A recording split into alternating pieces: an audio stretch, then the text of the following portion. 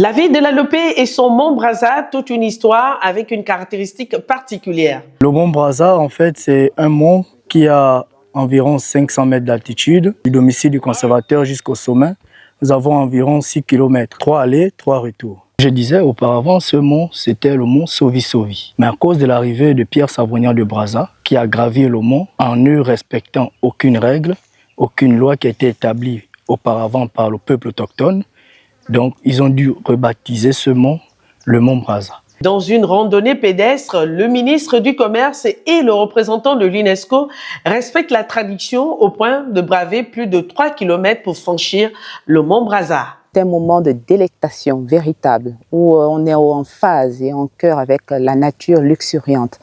C'est également un moment de contemplation.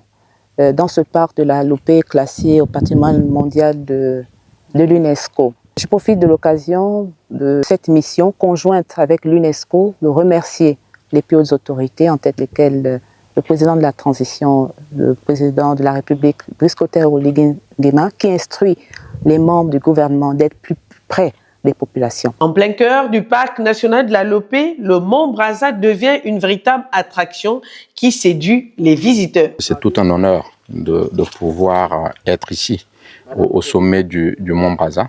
Le parc Lopé-Okanda, classé au patrimoine mondial de l'humanité de l'UNESCO, est un joyau naturel qu'il fallait valoriser.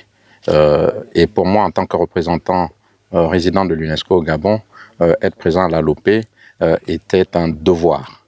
Et il a fallu également que je respecte la tradition qui était de franchir le sommet du mont Brazza. Considéré comme l'un des plus anciens espaces protégés du Gabon et classé au patrimoine mondial de l'UNESCO, le parc national de la Lopé et son mont Brazza constituent l'une des destinations touristiques du Gabon, même si son développement reste à parfaire.